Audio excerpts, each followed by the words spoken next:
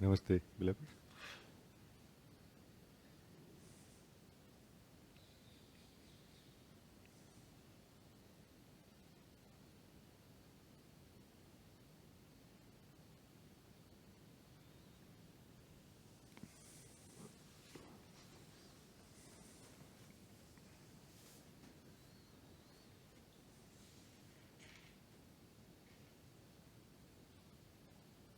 Can I just share something very simple? No? What we are, no? Truly, as in the essence, what we are, that being, let's say being that we are, nothing can be filled into it, and that's why it doesn't need to be made empty. No?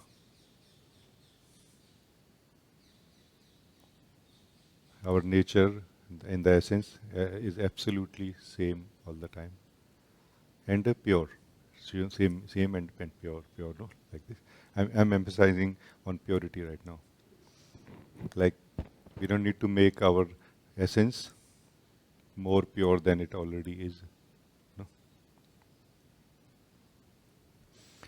But all of us feel phobic or suffocated inside. No, like less space. No, all of us feel this. It's a simple truth. No, but it is also true that there are different layers, what we call panchkosh. No?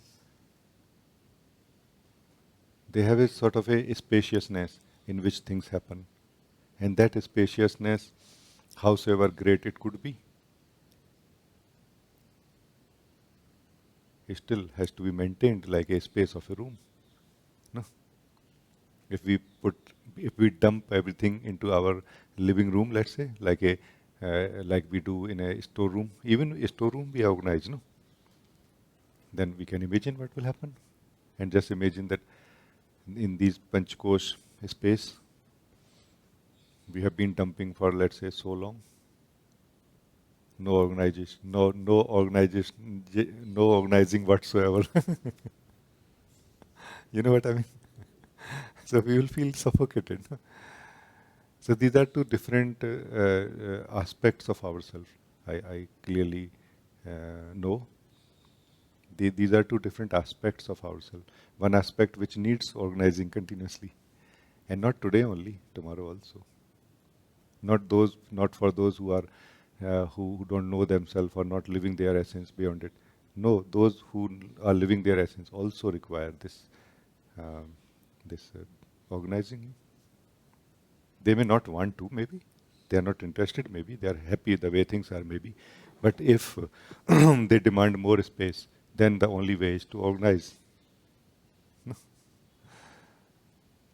What is organizing is capacity of seeing what is redundant, duplicate things are there. You know, like in our address book, many times we see duplicate contacts in the contact list. Sometime, no, duplicate contacts or that, so many things are like this inside us. Maybe that wisdom is what is stillness of our being when looks at our own body, mind, and kosh. No, is able to see that what is non-essential, what is not required at all, and which is only occupying the space, making me access the essential difficult. No, because of the non-essential, access to essential is difficult also. No, it is always coming in the way. No, also we are able to see and things start getting uncluttered naturally. No? Because nobody else is holding them in the space of our being, and that's why nobody else can throw them out. If you don't want to if you want to throw out anything from the space of yourself, just don't hold on to it. In the next cleaning cycle, it will be gone forever. No. This is a simple truth I found. That what we are talking about is not a cleaning or anything, but more fundamental understanding of how we are. No? So what we are beyond the Panchakosh, the being, never gets polluted by anything. Never. And this is such a good news. Like, wow. Like whatever has happened to my Panchakosh, no? Or four kosh, you can say. The fifth kosh is Anandamaya kosh. It is as pure as the being itself, more or less. It is just full of joy. So the joy is the only impurity in that kosh anyway, and the sense of limitedness, like that is it is some kosh, no? It is not like empty sky, unbound. It's not unbound, but otherwise very close to what we are also. Only four kosh we are talking about now, no?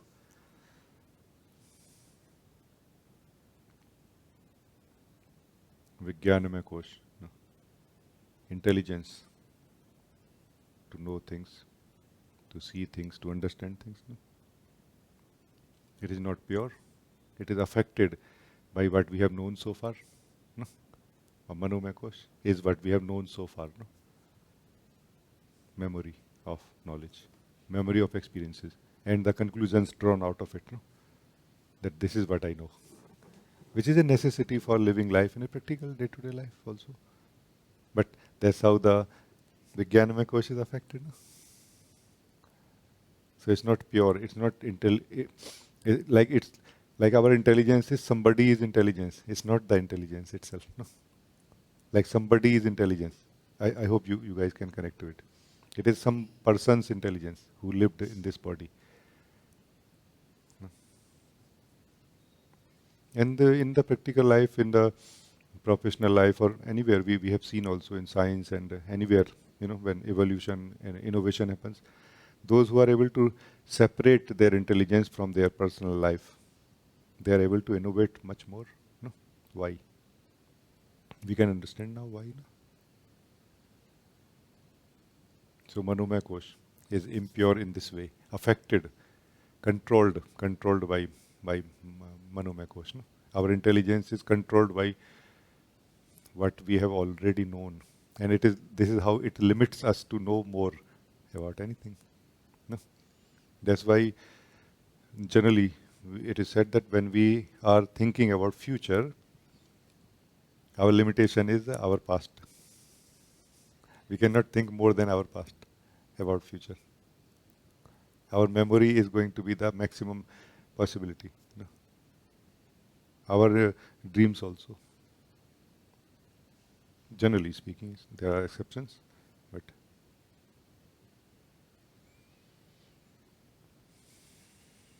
I think about the pranamaya kosh and the annamaya kosh, the physical body, or the vital force. We know what are the impurities.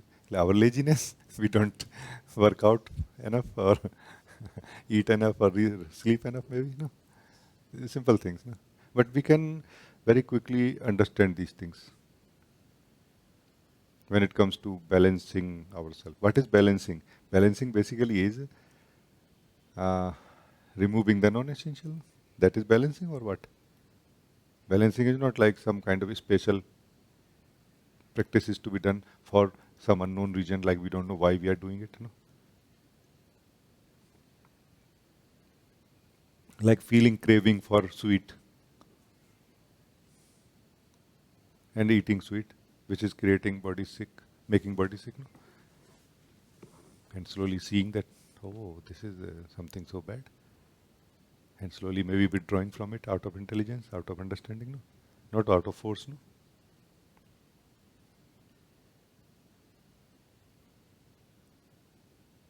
I think why I am sharing all of this is that things are so clearly simple. It's just that probably we have to maybe understand them more simply. And that I find that I'm playing that role also here right now to make things simpler, no? Simplify things, no? Yeah.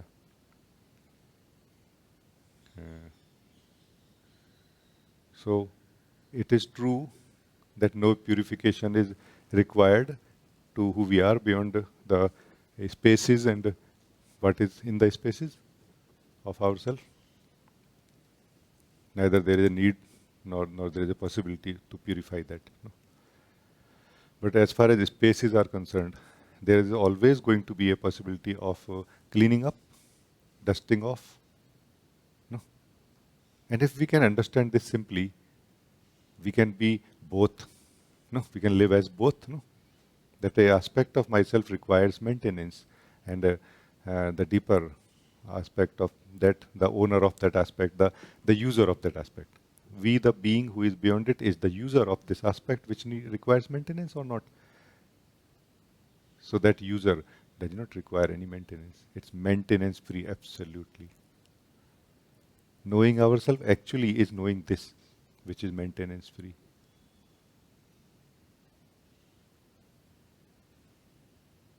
Meditation is an environment or an opportunity to know this essence.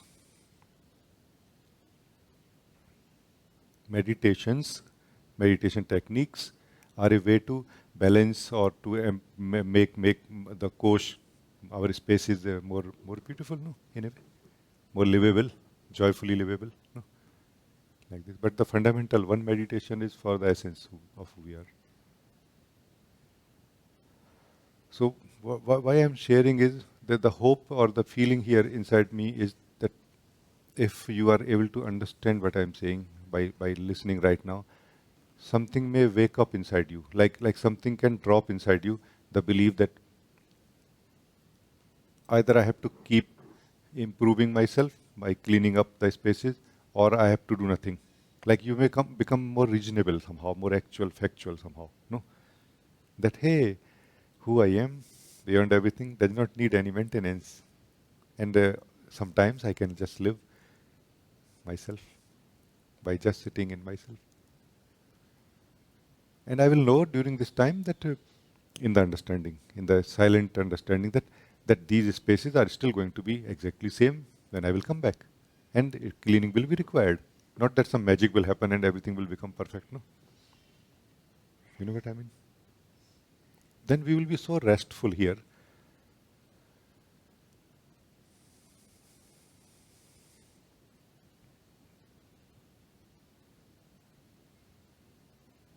So with this background, I would like to offer all of you this simple uh, invocation, or how to say, like it's a call. I'm just, it's a call. Maybe you can call it guiding. No, that I'm sitting silently in my being, and I'm inviting you to sit in your being yourself. That space, that essence, the user of the spaces, you the user of spaces of yourself. I'm inviting you right now.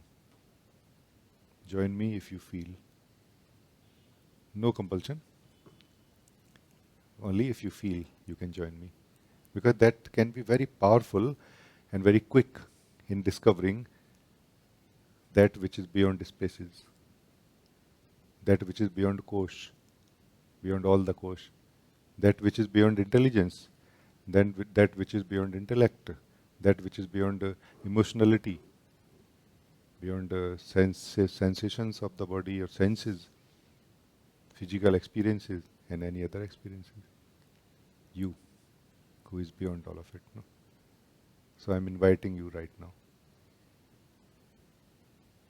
Eyes open, eyes closed, does not matter. You, as you feel, continue. But more try to feel yourself. A very simple beginning. Let us begin like this, and we will improve slowly. No? Simple thing is feel yourself, and I will share with you, and it will become more and more clear to you what is this myself. No? Because here some correction is necessary in our understanding about myself. No? So I'm saying feel yourself. What is yourself? Is yourself what you are feeling right now inside you? No, that is your experience, no? So what you are experiencing is your experience, not yourself. That's not yourself. So let us live this step right now. Let us not jump ahead. Let us live this step that I am experiencing things inside me. No?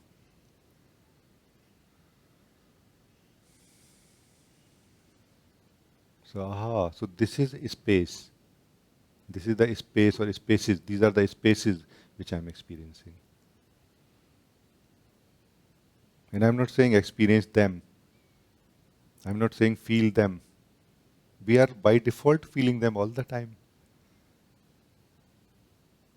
This guiding is for to feel ourself, not the spaces or not what is in the spaces. So acknowledge that yes, I am experiencing the spaces, the sense of spaciousness inside me, and which has many things. True, it is true that I am experiencing them. How exactly you are experiencing them? Try to sense only, not trying to understand, because this is going. This is required for us. We need it. We need this clarity. No? To try to sense how you are experiencing what is inside the space of yourself. No?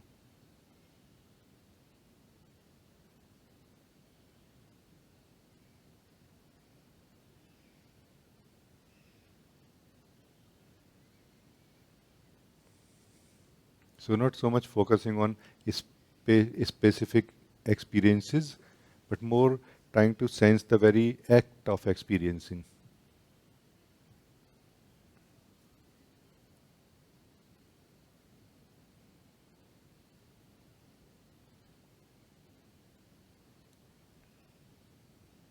Like how exactly I am experiencing all the things.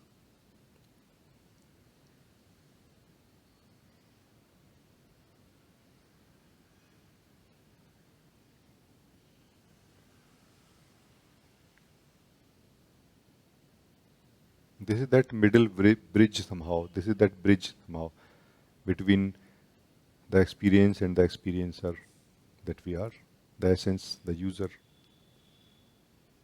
the experiencer of all the course. No?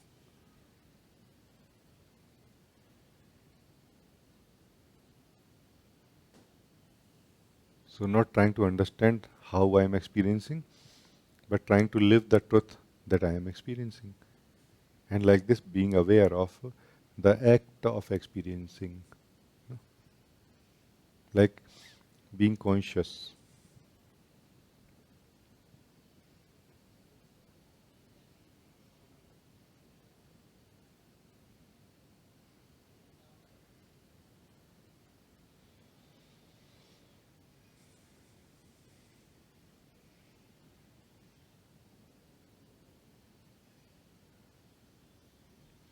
So, in a nutshell, there are two things: you and experiences. No, all the experiences are in one category. Experiences.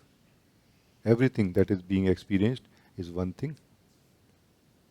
Another aspect is myself, you, who is experiencing. Be clear about this part right now. No need to focus on yourself or anything. Just be crystal as much clear as possible about this simple truth.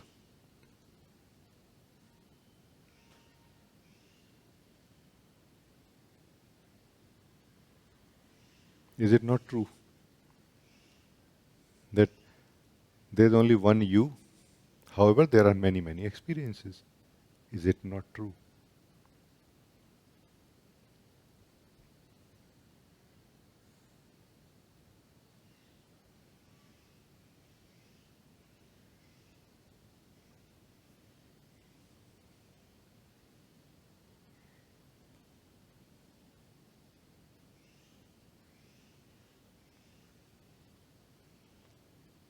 And generally, we have been keeping track of the experiences, their categories. Right now, we don't need to. All the experiences are in one category, and another category contains only one you who is experiencing. If you are not experiencing anything, obviously you don't need to find out or like this. So already, what is the case? So this is the case already, no? Without you trying to change anything, There is no need to change anything also. Experiencing is already happening or not. So when experiencing is already happening, now it's just a matter of being clear that there are only two things here, me and the experiencer, and the experiences.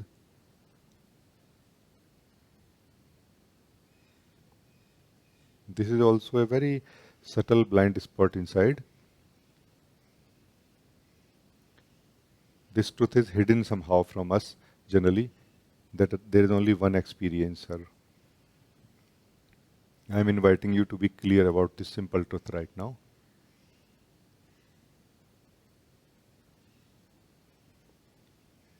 There can be many ways of explaining this spaciousness inside us in the form of different kosh, in the form of unconscious mind or conscious mind, or in the form of anything else.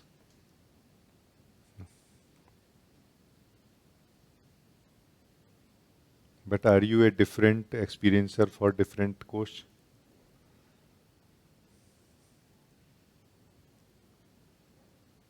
Are you a different experiencer for unconscious mind and conscious mind? Or are you the same? No? Be clear about this simple truth right now.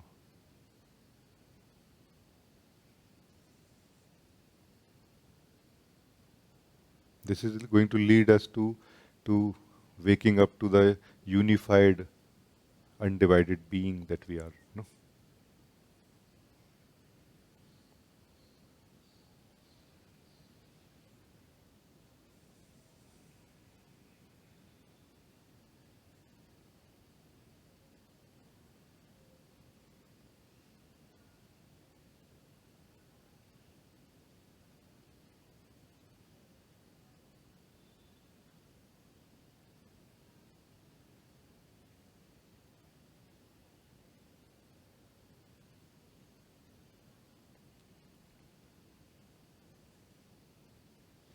So acknowledgement of experiences as one thing, regardless of the type of experience, is actually a acknowledgement of the one experiencer also. In the same go actually. This is amazing achievement. We are coming out of the false sense of dividedness into true undividedness of ourself. Natural undividedness of our being.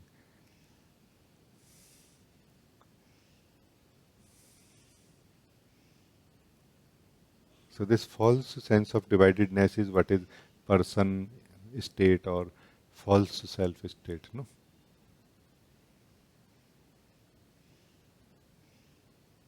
Without changing experiences in this moment, changing the knowledge of the experiencer or waking up to the true truth of the experiencer. No? Who I am, who is experiencing everything. No? You don't need to search now, no? You are there, no? So this is what I mean. Now, in this moment, we can actually feel ourself. So feel yourself now, who is experiencing everything.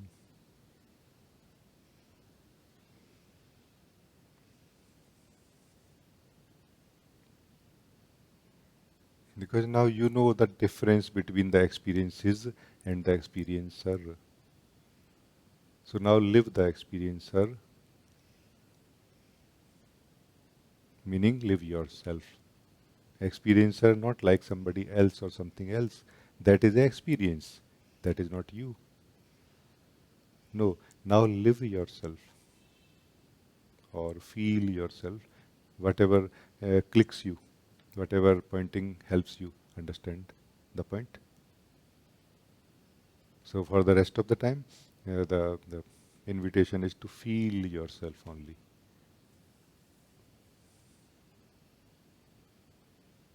And every now and then that looking may get activated again, for seeing the difference between the experiencer and the experience, it is also okay.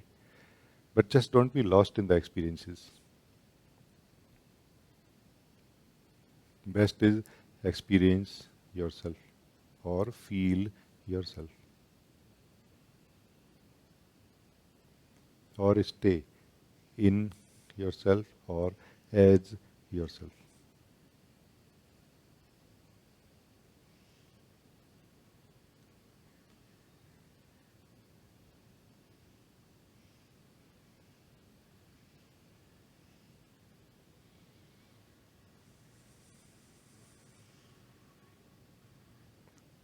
Whenever you feel that you're losing that excitement or clarity towards yourself, again come back to being clear about experiences versus yourself. Use the experiences as a mirror to see who or what you are truly beyond all the experiences. Now you don't need to be afraid of experiences.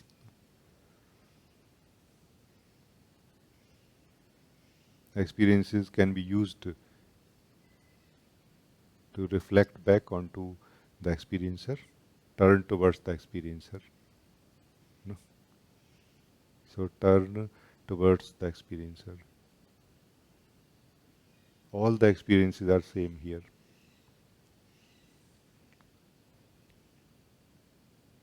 And this is such a relax actually, that hey, I don't have to figure out which experience is true experience and which is false experience. All experiences are only experiences. Experiencer is true. Experiences are temporary only. That's why neither they are true nor they are false. They exist in the moment, but then they disappear also. So in a way they are there. In a way they are actually not there. No? Do you see the difference between temporary and permanent? The experiencer that you are is permanent. Experiences are temporary. The more we will live our own nature, the more we will be able to live the nature of experiences as they are. Allowing a spaciousness is felt inside us. We feel less resistance for experiences. We don't feel like trying to control them anymore because there is no need. They are anyway going to disappear very soon.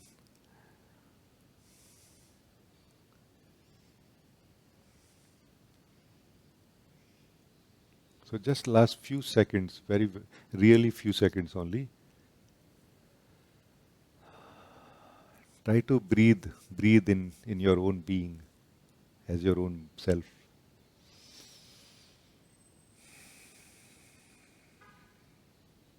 Experiencing yourself, actually. No?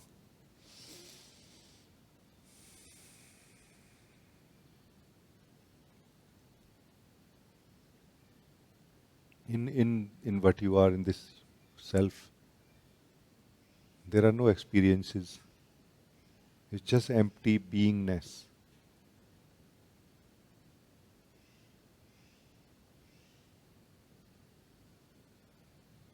Empty experiencer.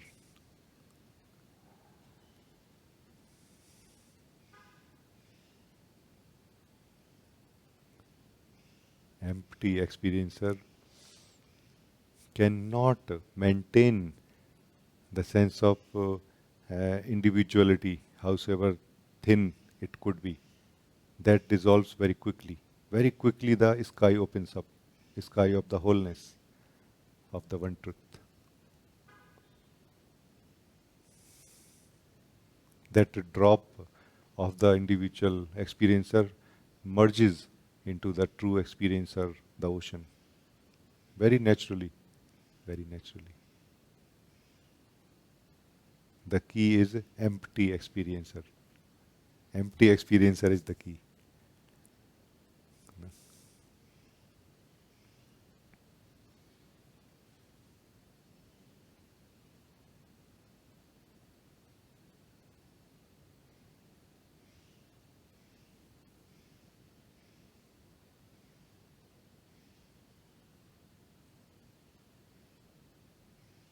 By focusing on the experiences, we have become full of experiences and we have forgotten ourselves also. By focusing on the experiencer, we will remember who we are and we start living as who we are. And that space which is cluttered starts becoming more balanced and managed, organized also. So thank you for joining this guiding.